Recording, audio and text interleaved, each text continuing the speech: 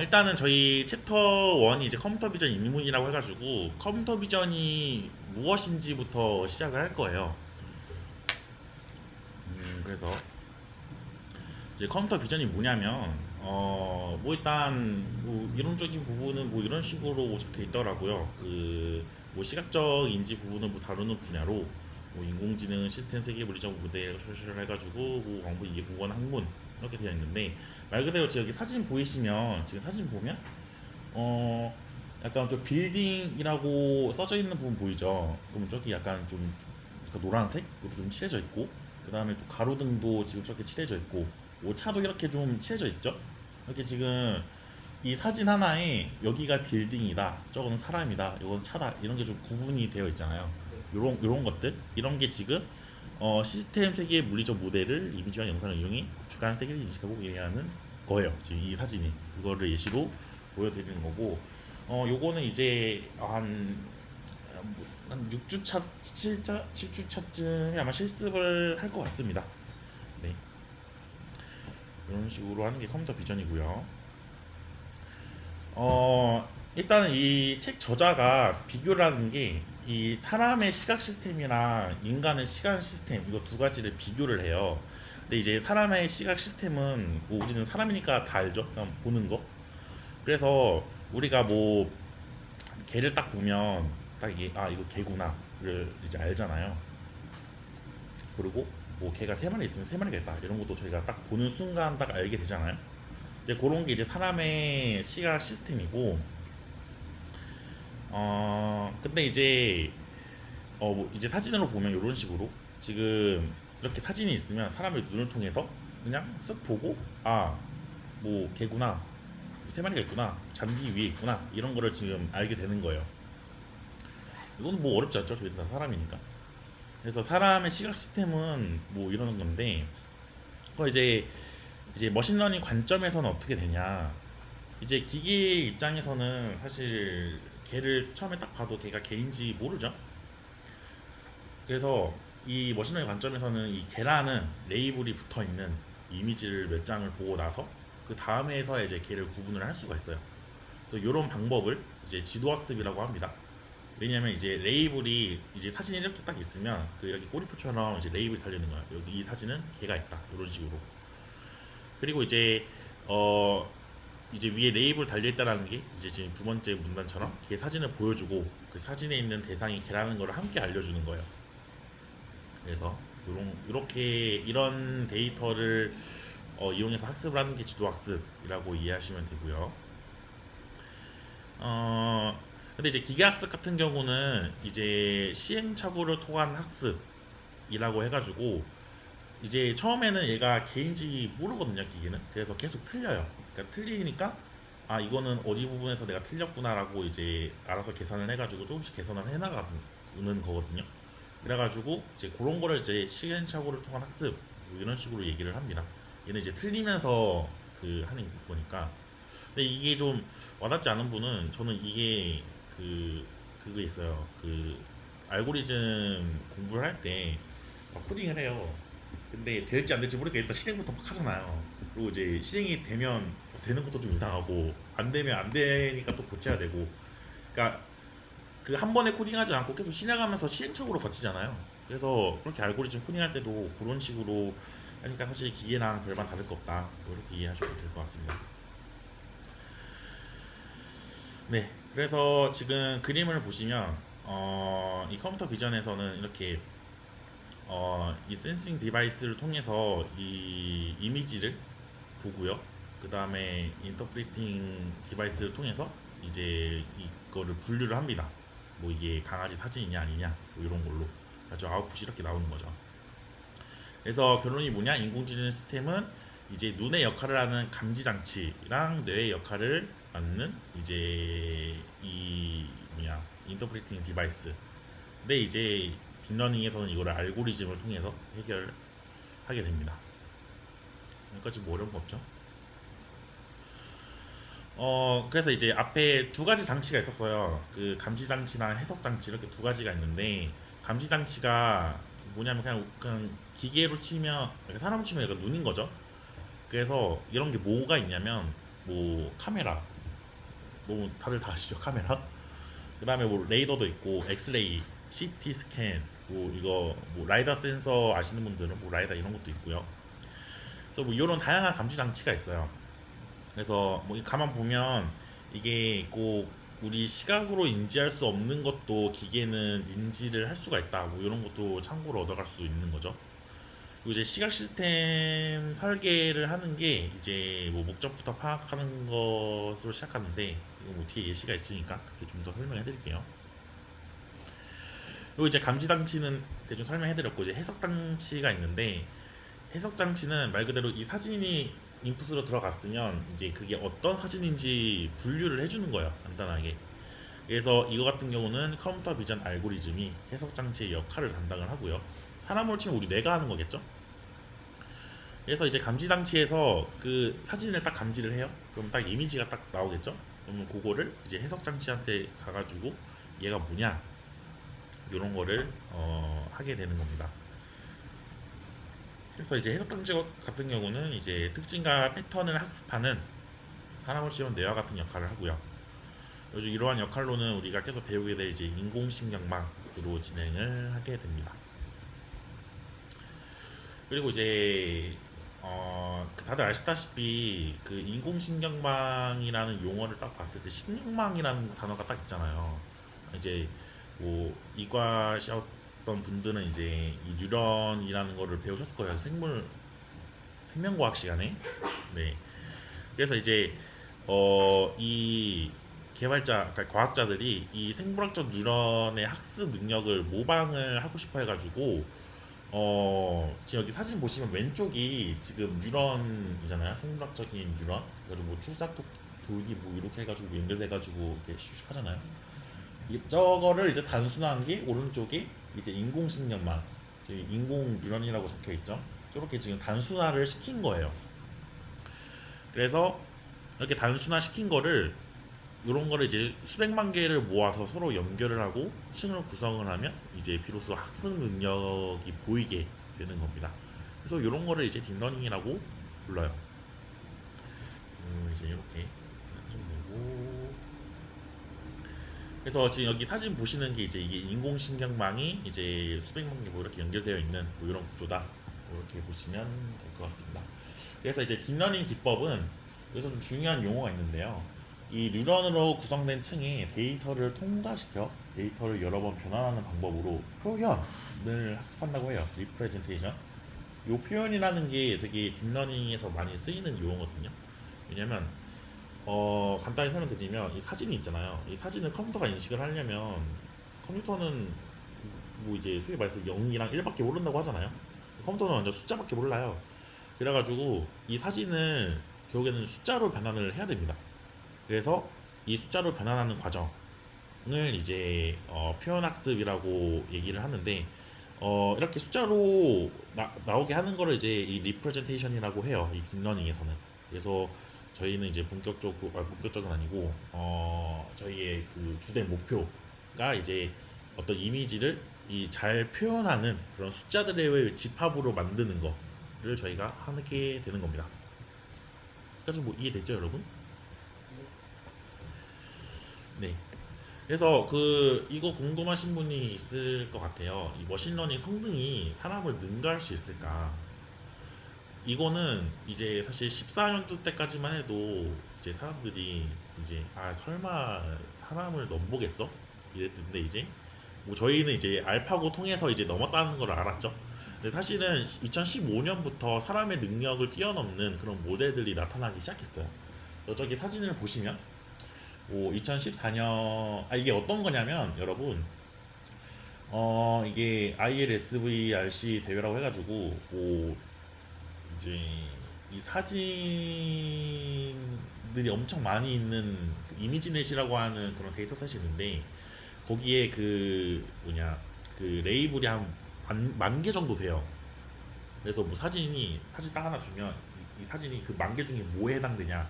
근데 우리가 사람이 봤을 때는 뭐 구두가 있으면 얘는 구두다. 뭐 노트북 있으면 노트북이다. 그 사람은 딱 알 수도 있거든요. 근데 되게 그 사진으로 봤을 때 되게 애매한 사진들도 이제 많이 있을 거예요. 근데 그런 것들을 포함해서 사람이 인지할 수 있는 게 사람은 이제 좀 그 에러율이 5% 정도였던 거죠. 근데 이제 2015년 이 레스넷이라고 하는 엄청 유명한 이제 모델이 있는데 이때부터 이제 사람보다 더 잘 분류를 하기 시작합니다. 그래가지고 이제 더 이상 사람이 눈으로 보고 하는 것보다 이제 기계가 하는 게 더 성능이 좋다라는 게 이제 보여진 거죠. 그렇고 이제 본격적으로 이미지 분류에 대해서 좀 설명을 드릴 건데 이 이미지 클래시피케이션이라는 게 어, 미리 정의한 유한한 수의 레이블을 이미지에 부여하는 과업이라는 게 뭐 쉽게 말해서 그냥 이미지가 딱 있으면 우리가 미리 설정해 놓은 그런 레이블 있잖아요. 그러니까 예를 들면 뭐가 좋을까?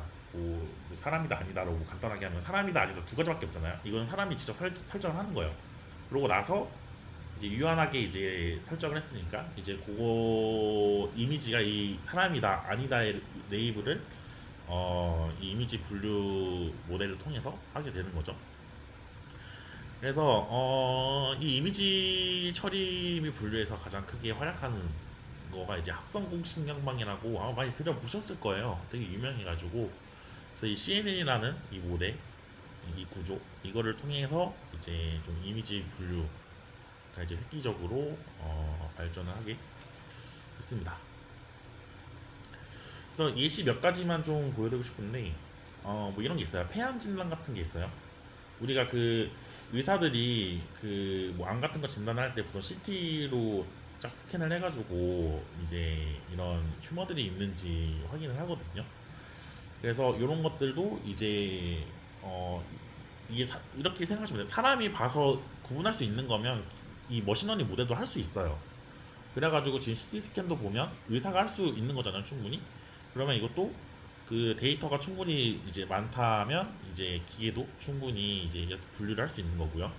옆에 있는 이제 엑스레이도 마찬가지로 요것도 이제 이렇게 튜머 같은 게 이게 뭐 제 눈에는 잘 안 보이는데 뭐 있다고 하니까 이런 거 이제 기계학습을 통해 가지고 이제 의사 없이 이제 이 튜머가 있는지 없는지를 판단을 할 수 있는 거죠.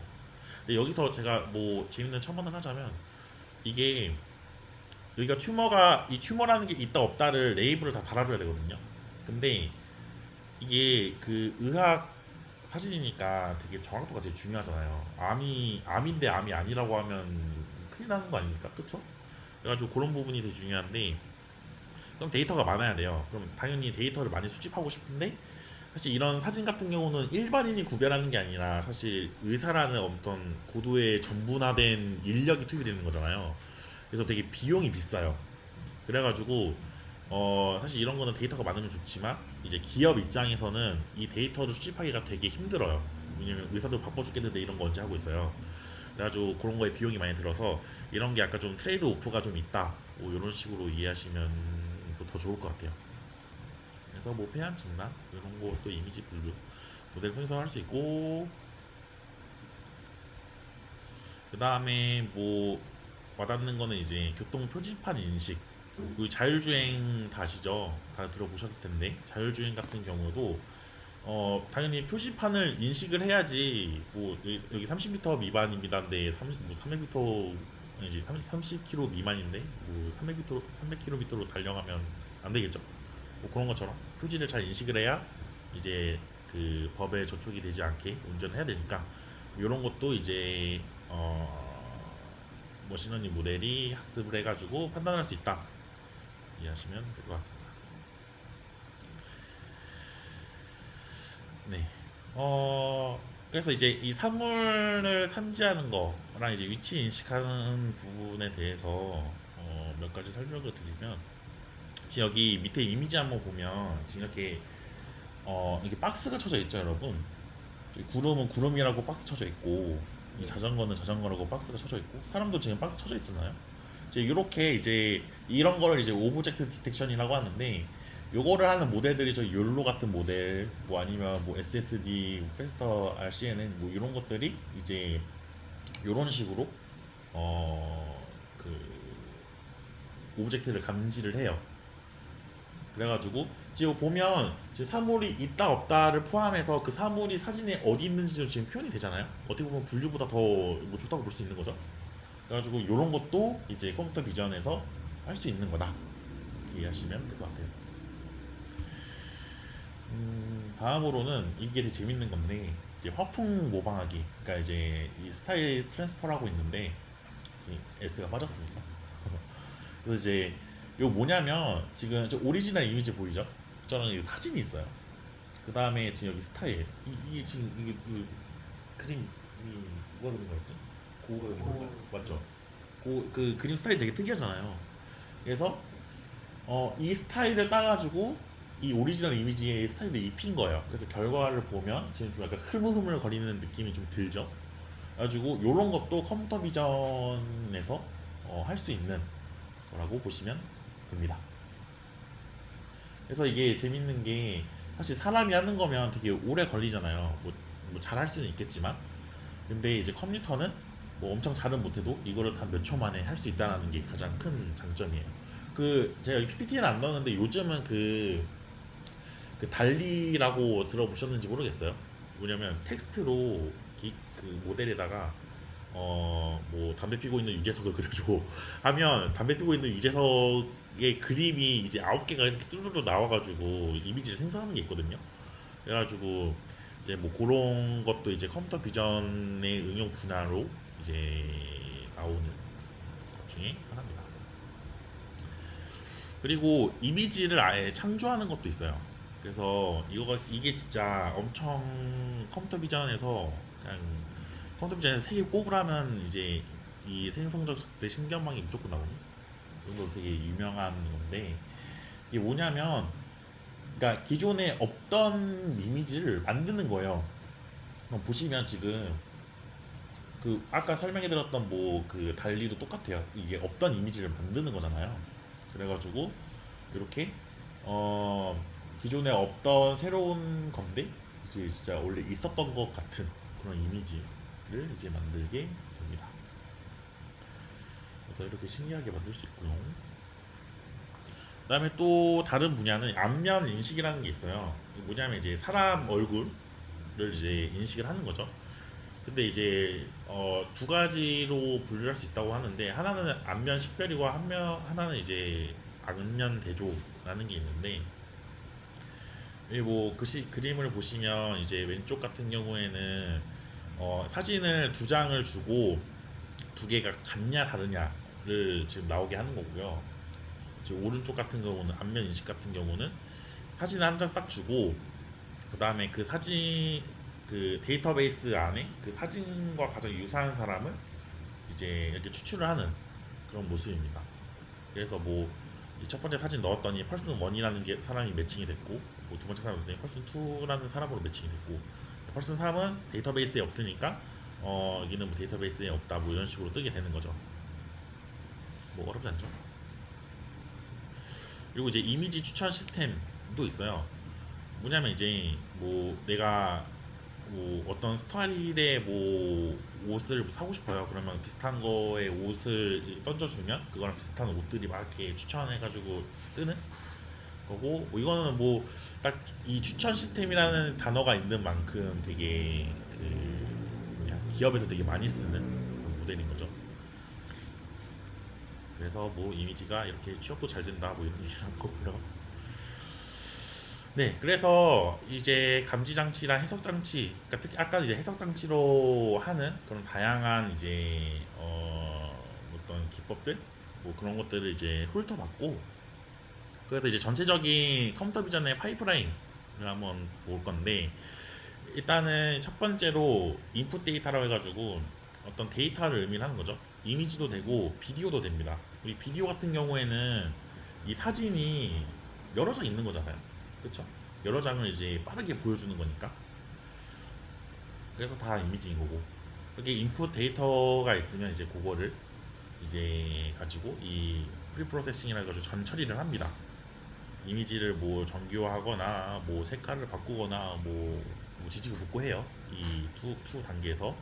그다음에 3 단계에서는 이제 그 특징을 추출을 합니다. 이 특징 추출이라는 게 뭐냐면 뭐 뒤에 설명하겠지만 우리가 사람이 어떤 뭐 개 사진을 보면 이 개가 종류가 되게 많잖아요.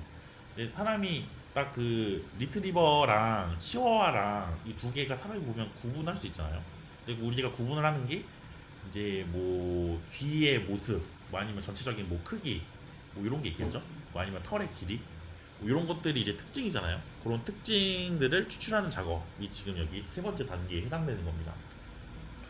네 번째는 이제 그런 특징들을 보고 결과적으로 그게 치와와인지 리트리버인지를 구분을 해야 되잖아요. 그걸 하는 게 마지막 이제 이 모델 단계라고 보시면 됩니다. 그래서 예시가 있는데 요거예요. 인풋 데이터로 지금 오토바이가 딱 하나 있어요. 그다음에 얘를 이제 전처리를 합니다.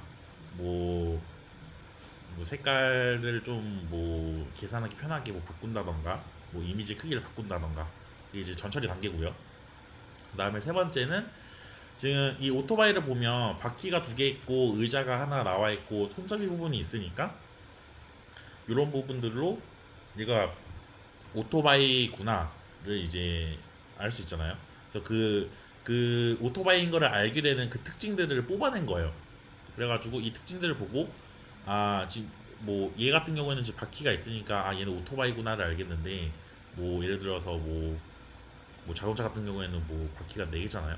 그러면 그 특징 뽑았을 때 아 얘는 바퀴가 4개니까 오토바이가 아니네. 뭐 이런 식으로 이제 모델이 이제 판단을 한다라는 거죠. 그래가지고 오른쪽에 보면 이제 그 이 분류기가 얘가 뭐 모터사이클일 확률이 뭐 85%고 뭐 차의 확률이 이제 14%, 뭐 개의 확률이 이제 1% 이렇게 해가지고 모델이 이렇게 분류를 하게 되는 거예요. 그래서 가장 확률이 큰 85% 이게 선택이 되겠죠. 그래서 이제 바퀴만 보면 사실 자동차는 헷갈릴 수 있잖아요. 그래가지고 자동차의 확률이 좀 큰 거예요. 그리고 걔는 왜 걔가 1%인지 저도 잘 모르겠네요. 뭐 아무튼 그렇고요. 그래서 아까 위에 있는 과정을 이제 뭐 글로 표현을 하면 뭐 이렇게 표현합니다. 뭐 이미지 입력 받고요. 전처리를 하고 이미지로부터 특징을 추출하고 그 다음에 그 특징을 통해서 분류 모델에 입력을 해서 이제 분류를 하게 됩니다. 그래서 이제 우리가 그 나중에 실습을 할 때 이게 모델이 어떤 부분에서 그 잘 될지 이렇게 파라미터를 수정을 하거든요. 근데 뭐 파라미터 말고도 뭐 설정할 게 많은데 뭐 예를 들면 이미지를 더 많이 입력을 하면 더 좋아져요. 뭐 이것도 너무 당연하잖아요. 그 다음에 뭐 노이즈를 더 많이 제거. 그러니까 이미지가 너무 흐릿하면 사실 뭐 당연히 컴퓨터도 모르겠죠. 사람도 구분 못하는데. 그리고 이제 한 단계 더 나은 특징 추출하는 게 뭐냐면 이제 어떤 그 오토바이나 그 자동차를 구분할 수 있는 더 핵심적인 어떤 특징 그런 것들을 추출을 한다. 더 많이 추출한다. 아니 뭐 더 좋은 거를 추출한다. 이런 게 있고 뭐 하이퍼 파라미터 튜닝, 뭐 학습률을 뭐 얼마를 설정해야 되나 뭐 이런 것들 아니면 이제 학습을 이제 뭐 더 많이 더 길게 시작하는 방법 뭐 여러 가지 방법으로 이제 개선을 할 수 있습니다. 그래서 이런 것들이 다 이 컴퓨터 비전 파이프라인에 포함이 된다로 이해하시면 될 것 같아요. 그리고 이제 이 이미지를 컴퓨터에 입력을 할 때 이 이미지를 이제 컴퓨터는 이제 숫자밖에 모르니까 숫자로 인식을 하잖아요. 그래서 일단 이 이미지를 어떤 함수의 형태로 이제 뭐 정의를 할 수가 있는데 근데 여기서는 가장 중요한 거는 이 원점이라는 게 우리가 보통 원점이라고 하면 약간 오른쪽 아래 이렇게 생각하잖아요. 근데 이 컴퓨터 비전에서는 이 왼쪽 상단이에요. 여기 저쪽 끝에 이해되시죠? 이거 되게 중요합니다. 원점은 이미지의 좌측 상단에 해당됩니다. 제가 여기 너무 중요해가지고 이제 빨간색으로 이렇게 칠해놨어요. 그렇고 이 이미지는 이제 이 픽셀로 구성이 되는데 픽셀은 뭐 다들 이해되시죠? 뭐 몇 곱하기 몇 픽셀 뭐 이러잖아요. 뭐 이제 한 칸 한 칸이 다 숫자로 이루어져 있는데 뭐 이제 그런 것들의 집합이 이제 이미지라고 보시면 되고요. 그래서 이제 픽셀이라는 게 이미지를 구성하는 기본 요소예요. 그리고 이제 픽셀의 특징은 이제 회색조 이미지 같은 경우에는 그 흑백 이미지 그런 것들은 이제 그 숫자가 곧 빛의 강도를 나타내는 거죠. 숫자가 높으면 밝은 거고 숫자가 낮으면 어두운 거예요. 그다음에 픽셀 값은 0부터 255 사이의 값입니다. 이것도 되게 중요해요. 왜 중요하냐면 일단은 뭐 0부터 55 다 양수죠. 요런 특징이 있고 다 정수인 특징도 있어요. 뭐 이제 픽셀 값을 말씀드렸듯이 빛의 강도를 의미하고 그래서 이런 것들이 이제 이렇게 모여가지고 이제 이미지를 나타낸다라고 보시면 됩니다. 그래서 컴퓨터가 이미지를 어떻게 인식하는지 좀 이렇게 설명해드렸고, 네, 컬러 같은 경우에는요, 그 여러분 RGB 다들 들어보셨죠? 네. 그래서 사진 하나에 이 지금 여기 보면 지금 요 행렬 이제 행렬이라고 보시면 돼요. 그러면 이쪽 행이 31이고 아닌데 열 행이 15이고 열이 31? 아니지 30 곱하기 16이니까 0부터 시작하네요. 맞아요. 그럼 30 곱하기 16 행렬이죠. 그러면 이제 사진 하나에 저 행렬이 3개가 딸려 있는 거예요. 왜냐면 이제 레드 계열의 행렬, 블루 계열의 행렬, 그린 계열의 행렬 그래가지고 3개가 나오는데 지금 여기 회색조라서 얘 같은 경우는 이제 하나밖에 없는 거죠. 그레이 스케일이니까. 컬러는 근데 3개로 나타난다. 그러고요. 그래서 이제 계속 말씀드렸듯이 이제 컴퓨터는 이 사진을 그냥 데이터로만 봐요. 그래서 사람이 봤을 때는 오토바이인데 근데 이제 컴퓨터로 봤을 때는 그냥 이렇게 숫자 그냥 덩어리인 거죠. 그래서 컴퓨터 입장에서는 이렇게 맥락 없는 그냥 어떤 데이터 뭉치일 뿐입니다. 그래서 이제 이 행렬, 이 데이터를 어떻게 지지고 볶고 하냐에 따라서 이제 우리가 하고 싶은 그런 작업들을 하는 거죠. 이제 아까 말씀드렸어요. 이 컬러 이미지 같은 경우는 이렇게 행렬이 이렇게 3개가 이렇게 따다닥 있는 거라고 보시면 되겠습니다. 그래서 각각 이제 빨간색의 강도, 녹색 강도, 빨간색, 녹색, 파란색. 빨간색 순서가 있었나요? 빨간색, 파란색, 녹색입니다. 아닌데? RGB. 죄송해요. 빨간색, 녹색, 파란색 순서 맞네. 아무튼 그렇고요. 아무튼 이제 이렇게 행렬이 이렇게 3개 떠다닥 있다는 거가 되게 중요하니까 이건 꼭 기억을 해주시면 될 것 같습니다. 그래서 이거 하나하나를 채널이라고 불러요. 채널. 그래가지고 뭐 빨간색 채널, 뭐 그린 채널, 블루 채널 이런 식으로 이거 이해하시면 좋을 것 같습니다. 그리고 이제 뭐 이건 색깔에 대한 좀 더 자세한 설명인데 우리가 어떤 색깔을 표현을 할 때 이 빨간색과 녹색과 파란색의 조합으로 어떠한 색상을 다 나타낼 수 있어요. 그래서 RGB 체계라고 부르고요. 여기 보시면 이 녹색 계열도 엄청 종류가 많잖아요. 근데 보시면 저기 이 헥사 코드 밑에 지금 여기 RGB 이 숫자들 있죠? 이게 지금 빨간색이 11이고 뭐 그린이 102, 블루 35 만큼의 그 강도로 이제 그 그냥 색을 섞었더니 이제 포레스트가 나오고 뭐 올리브, 정글 뭐 이런 것도 이런 그 RGB의 숫자들에 따라서 조합에 따라서 색깔이 다른 걸 볼 수 있죠. 그래서 뭐 이 사진을 보여드리는 거는 그냥 RGB로 어떤 색상이든 다 보여줄 수 있다. 이거를 말씀드리고 싶었습니다. 그래서 이제 이미지 전처리 좀 말씀을 드리면 원래 이제 그 모델에 이미지를 넣기 전에 그 이미지를 잘 전처리를 해야 돼요. 왜냐하면 그 전처리를 어떻게 하냐에 따라서 모델 성능이 엄청 달라지거든요. 그래서 되게 중요한데, 그러니까 그만큼 이제 이 데이터 전처리 부분에 시간이 엄청 많이 쏟아져요. 많이 쏟아야 돼요. 그 제가 어디서 봤는데 아마 이 데이터 전처리 하는데 시간이 한 80% 쓰고 뭐 모델 뭐 구현하는데 뭐 한 10%? 뭐 나머지 10%는 뭐 검증하거나 뭐 그런 거 그럴 정도로 되게 많은 비중을 차지한다. 이렇게 이해를 해주시고, 그리고 이제 제일 중요한 거는 이미지 데이터를 모델에 입력하려면 모든 이미지의 크기가 다 똑같아야 돼요. 이게 제일 중요합니다. 왜냐면 이제 이미지의 크기에 따라서 그 모델 뉴런의 개수가 달라지기 때문에 이미지의 크기를 무조건 픽스를 시켜야 돼요.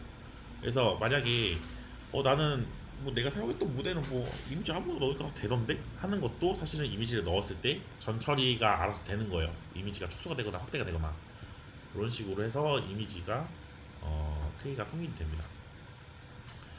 그리고 이제 이 최초 수집된 데이터는 보통 노이즈가 많대요. 그래서 이제 데이터를 이제 뭐 클리닝하고 뭐 스탠다이제이션 하는 거 이런 과정을 거쳐야 된다라고 얘기를 하고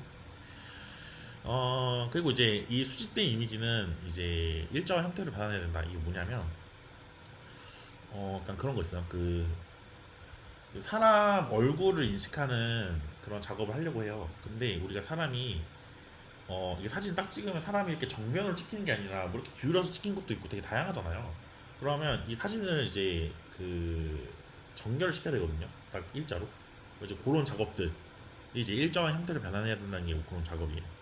이 사람이 이렇게 누워 있으면 걔를 다시 이렇게 90도 돌려가지고 이제 이렇게 세우는 거죠.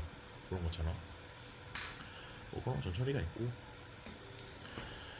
그리고 요것도 중요한데 이게 우리 아까 그 컬러 이미지는 그 채널이 3개잖아요. 그만큼 계산이 3배 더 많다라고 보면 돼요, 거의.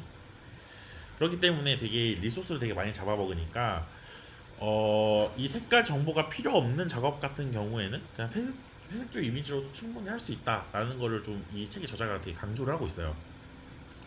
그래서 이미지를 그냥 인식하는 게 목적이라면 사실 이게 자전거 같은 경우에는 그냥 색깔이 필요가 없잖아요. 그냥 형태가 보면 되는 거지.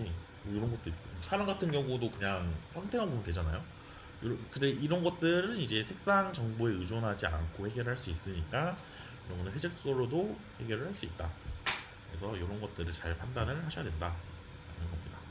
근데 이제 중요한 거는 이 회색조로 변환하면 좋지 않거나 안 되는 것들이 있어요. 그 단적으로는 지금 여기 사진 보시면 지금 화이트랑 지금 옐로우 선 있죠. 근데 뭐 둘 다 화이트 선이라고 인식해버리면 그 순간 이제 난리가 나는 거잖아요. 그래서 이런 거 같은 경우에는 이제 색깔이 되게 중요하구나 라고 딱 이제 생각을 할 수 있죠. 그래서 이제 뭐 의료 이미지 아니면 뭐 자율주행 시스템에서는 이 색이 매우 중요하다는 점 너무 직관적이죠. 근데 이제 되게 애매한 부분은 그냥 이미지를 육안으로 한번 확인을 해보는 거예요. 내가 한번 딱 확인했을 때 색깔 필요 없을 것 같은데 하면 뭐 색깔을 한번 치우고 그냥 회색조를 하시면 되고 이게 이미지가 색깔이 되게 중요할 것 같은데 하면 뭐 그냥 색깔 있게 채널 3개로 해가지고 하시면 됩니다. 이거는 그냥 사람이 어, 봐서 할 수 있는 거니까 사람의 직관으로 하시면 되고요. 그리고 이제 또 전처리가 이제 여러 가지가 더 있는데 이미지 표준화라는 게 있어요. 이거는 말씀드렸듯이 이미지 셋의 데이터를 모두 같은 크기로 만들어야 되는 거 그러고요. 그다음에 이제 이 데이터 아규멘테이션이 있는데 이 같은 경우에는요 되게 신기해요. 이게 미리 그림을 보여드리면 여기 지금 나비를 구분하는 어떤 태스크예요. 근데 얘를 이 데이터 어규멘테이션을 하면 이 오리지널 이미지 뭐 이렇게 있고 얘를 좀 약간 이렇게 뭐라고 해야 되냐 이 질감 좀 없애는 거 이렇게 해가지고 막뭐 포토샵 하신 분들은 막 이렇게 뭐 만지면 이렇게 질감 없어지거든요. 뭐 그렇게 하거나 아니면 컬러를 없애거나 뭐 엣지를 좀 더 뭐 두껍게 한다거나 아니면 뭐 이런 식으로 이 플립 뭐 로테이트 같은 경우는 이제 뭐 이미지를 뭐 이렇게 뭐 기울여 가지고 삐뚤게 하거나 뭐 아니면 기울게 뭐 각도를 뭐 변환하거나 이런 식으로 이 하나의 이미지를 수십 장을 만들 수 있는 거예요. 근데 이렇게 하면 그 모델의 성능이 더 좋아진다. 왜냐하면 이런 반듯한 이미지는 사실 세상에 많이 없잖아요. 그래서 이런 데이터 강화, 그러니까 데이터 어그멘테이션을 하면 좀 더 강건한 모델이 만들어지는 거죠. 왜냐면 지금 이 회색 같은 데이터가 만약에 들어오게 되면 사실 회색이어도 구분할 수 있잖아요. 이런 것들도 이제 모델에 학습을 시켜야 되니까 이제 이런 작업들을 한다고 보시면 됩니다. 그래서 이게 데이터 아규멘테이션, 데이터 전처리 중에 하나고요. 나중에 코딩할 때는 그냥 코딩 한 줄로 그냥 해결됩니다. 그래서 이제 뭐 이런 작업들이 이제 다 그 전처리라고 보시면 되겠습니다. 여기까지 뭐 어려운 거 없죠? 그 다음에 또 중요한 게 있는데 공짜 점심 없음 이론이라는 게 있는데 혹시 이거 들어보신 적 있어요? 공짜 접시 없음? 아 그래요? 이게 뭐냐면 그러니까 결론부터 말씀드리면 이제 어떠한 의미의 문제가 있으면 그 문제를 해결하기 위한 가장 좋은 모델은 직접 해보기 전까지는 아무도 모른다예요. 그러니까 최고의 모델은 없습니다. 이게 뭔 소리냐? 직접 다 해봐야 된다는 겁니다. 모델 하나 한 번씩. 예, 모델을 다 찾아가면서 해야 돼요.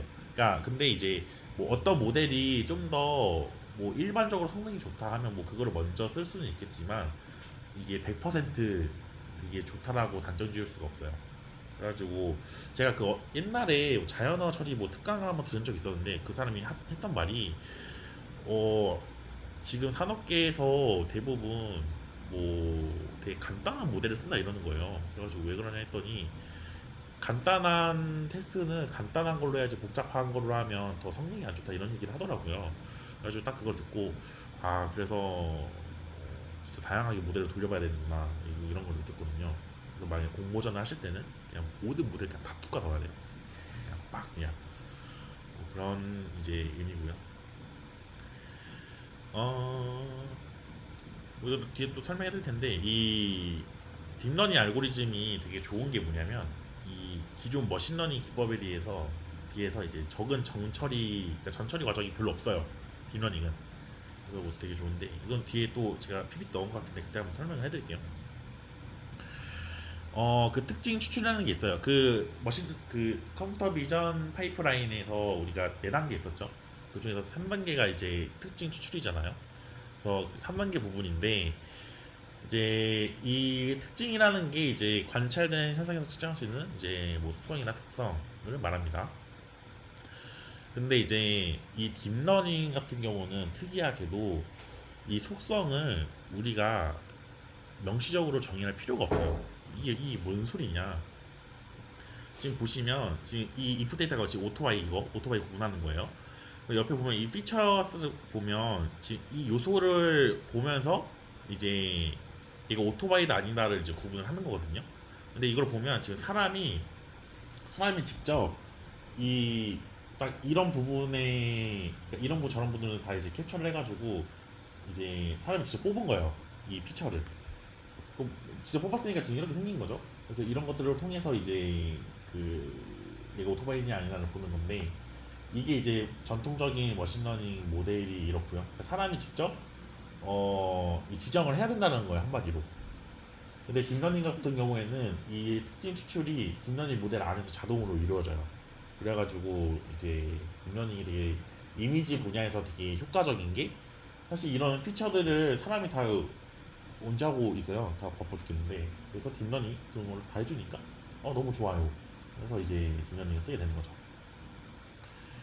그래서 근데 지금 여기 특징이 지금 이렇게 그림으로 나와 있지만 이거 일단은 측정 가능한 데이터고요. 아니 사진에서 왔으니까.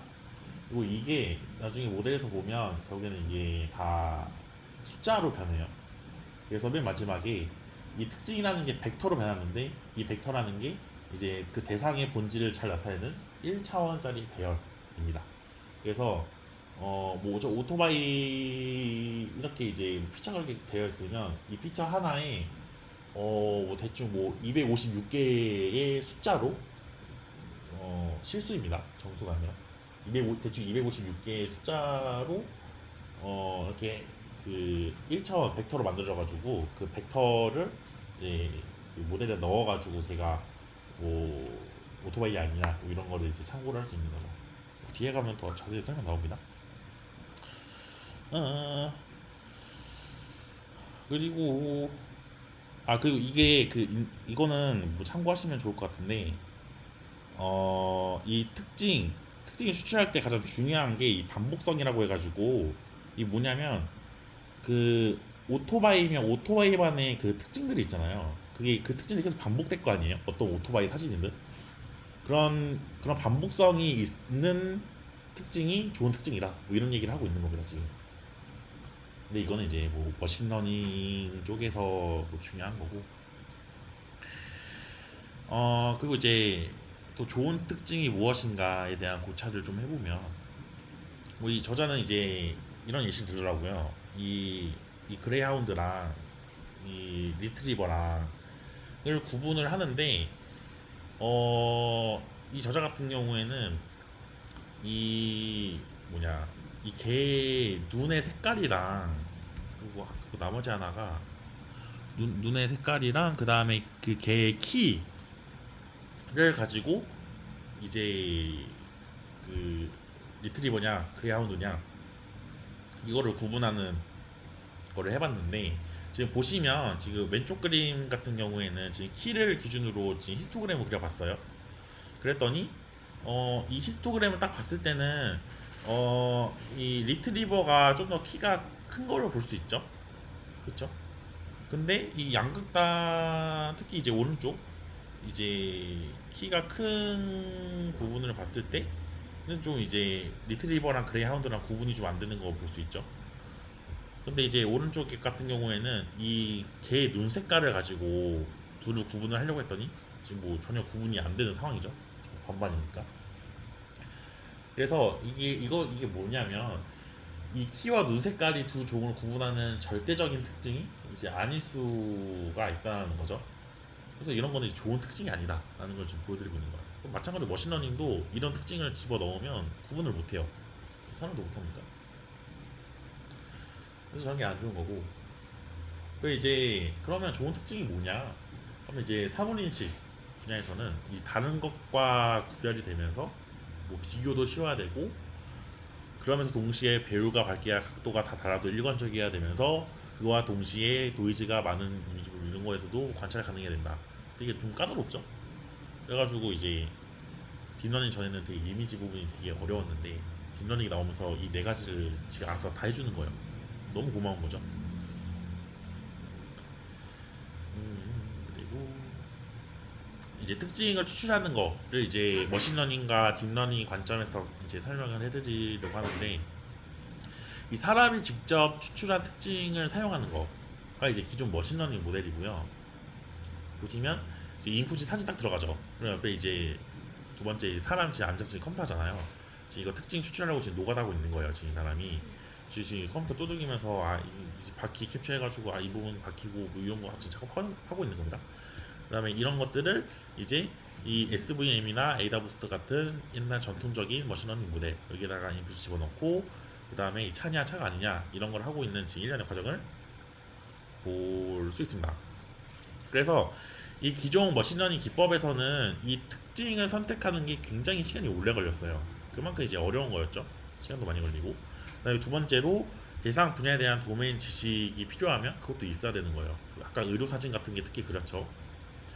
그리고 이런 것들을 통해서 이제 이런 전통적인 이 서포트 벡터 머신이나 뭐 에이다 부스트 같은 앙상블 모델 이런 거에다가 이제 입력을 해서 결과를 얻었습니다. 옛날에 되게 이제 살기 힘들었던 거죠. 근데 이제는 이제 딥러닝 시대로 오면서 이런 특징을 지가 알아서 하는 거예요. 그래서 지금 보시면 중요한 게 이 두 번째 단계에서 지금 피처 익스트랙션 앤 클래시피케이션 해가지고 그 피처를 추출하는 거랑 분류하는 걸 동시에 하는 거예요. 이 딥러닝 모델이 원래는 사람이 추출하고 그러니까 사람 따로 모델 따로 일을 하고 있는 거예요. 지금 여기 이 기존 머신러닝 모델은. 근데 딥러닝에서는 그게 두 개가 이제 합쳐졌다라고 보시면 됩니다. 그래서 두 개 해야 될 거가 지금 하나로 줄어든 상황인 거죠. 그래서 제일 중요한 거 결국에는 뭐냐? 딥러닝은 사람이 직접 특징을 추출할 필요가 없습니다. 그리고 신경방이 자동으로 특징을 추출을 하기 때문에 되게 좋다. 이런 거는 이제 유형 간의 뭐 연결에 뭐 부여된 가중치를 통해서 뭐 셜셜 하는데 이거는 제가 다음 시간에 좀 자세히 설명해 드릴게요.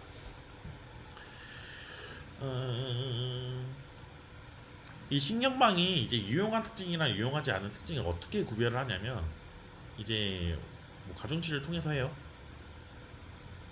근데 이제 이 가중치라는 게 이 신경방이 지가 자동으로 자주 나타나는 패턴은 높은 가중치를 부여해가지고 이제 걔를 좀 유용한 특징으로 평가를 하고 만약에 좀 유용하지 않은 특징 이런 같은 경우에는 이제 가중치를 낮게 해가지고 이 결과 나오는 거에 영향을 주지 않게 해요. 이거는 이제 뭐 일단 말로 설명이 그렇고요. 이론은 다음 시간에 설명해 드릴게요. 그리고 이 특징을 기반으로 하는 이미지 분류가 훨씬 쉽고 빨라요. 이게 뭔 소리냐면 이 분류를 한다라는 게 중요한 정보만 이렇게 그러니까 피처 그 특징을 추출하는 것도 사실 중요한 정보만 남겨두고 나머지 쳐내기 위해서 하는 거거든요. 그래가지고 이제 특징을 기반으로 하는 이미지를 분류하는 거 요게 이제 왜 쉽고 빠르냐면 중요한 것만 쏙쏙 뽑아가지고 걔네들만 가지고 구분을 하기 때문입니다. 여기 이 피처 벡터 보이시죠? 요게 이제 어떤 그 사진의 엑기스라고 보시면 돼요. 엑기스가 담겨져서 이렇게 이제 모델에 들어가서 이제 분류를 할 수 있는 거죠. 그리고 이런 작업은 이제 딥러닝이 한다. 그리고 뭐 이제 분류 알고리즘, 그러니까 이거는 이제 그 머신러닝 컴퓨터 기전 머신러닝 파이프라인의 네 번째 단계 이게 이제 분류 알고리즘 그 순서인데 어 뭐 이 페이지를 요약을 하면 거기에는 이 CNN이라고 하는 알고리즘이 짱이다 뭐 얘기를 하고 있습니다. 그래서 뭐 요거는 이제 다다음 주에 실습이랑 같이 할 것 같아요. 그래서 CNN이 그냥 다 분류 알고리즘 다 해먹고 있다 이렇게 하시면 됩니다. 여기서 또 다시 강조를 해드리면 이 CNN이 특징을 자동으로 추출도 하고 동시에 예측도 하는 거예요. 분류도 하는 겁니다. 특징도 추출하고 분류도 하고. 그래서 아까 제가 말씀드린 거를 그림으로 표현을 하면 이제 이렇게 되는 거죠. 이렇게 오토바이 사진이 있으면 얘가 인풋으로 이렇게 들어가서 신경망으로 계산이 돼요. 그 다음에 맨 마지막 부분에서 이제 얘가 오토바이냐 아니냐 이거를 구분하게 되는데 그 이 신경망이 그 특징을 추출하는 거랑 그 다음에 분류하는 거랑 이제 합쳐져 있긴 한데 그 신경망 안을 보면 이걸 두 개를 구분을 할 수 있어요. 근데 어떻게 구분하냐? 그냥 맨 끝에 부분이 아웃풋 직전에 있는 그 레이어가 보통은 이제 분류를 해주는 레이어고요. 그 나머지 부분은 전부 특징을 추출하는 거라고 보시면 돼요. 다 그렇습니다. 이렇게 하시면 될 것 같아요. 네, 드디어 수업이 진짜 한 시간 걸렸네. 죄송해요. 30분으로 끝내려고 했는데 혹시 뭐 오늘 들으면서 뭐 질문 있었나요?